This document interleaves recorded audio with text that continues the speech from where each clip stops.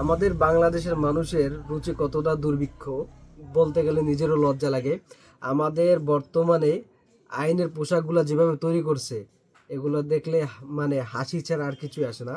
আমরা 5ই আগস্ট যে আন্দোলন করছি, যে শেখ হাসিনা জালিমের যে পুলিশের যে পোশাকগুলো ছিল এই পোশাকগুলো যাতে আর না থাকে, আমরা নতুন করে পোশাকের আবেদন করছি। কিন্তু বর্তমানে তাদের যে পোশাকগুলো তৈরি করছে ভাই, পুলিশের পোশাক দেখলে মনে হয় কেমন জানি পিয়নের পোশাক, তারপর র্যাবের পোশাক দেখলে মনে হয় কেমন সুইপারের পোশাক, আর বিডিআর পোশাক সব থেকে বেস্ট করছে, কারণ বিডিআর পোশাকটা দেখলেই মনে হয় যেন এটা পুলিশের পোশাক।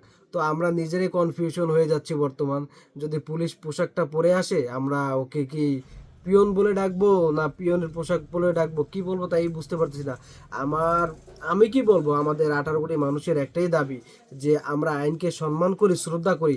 সেই আইনের সম্মান এবং শ্রদ্ধার খাতিরে পোশাকটাকে পরিবর্তন করে এমন একটা পোশাক তৈরি করুন যে পোশাকটা দেখা মাত্রই আমাদের ভিতরে একটা সম্মান আলাদাভাবে জাগ্রত হয় এবং আমরা সেটাকে দেখে যেন সম্মান প্রদর্শন করতে পারি। এমন পোশাক তৈরি করে না যেন আমাদের আইনগুলা হাসির পাত্র হয়ে যায়। তো সবাই ভালো থাকবেন, সুস্থ থাকবেন, দোয়া করবেন।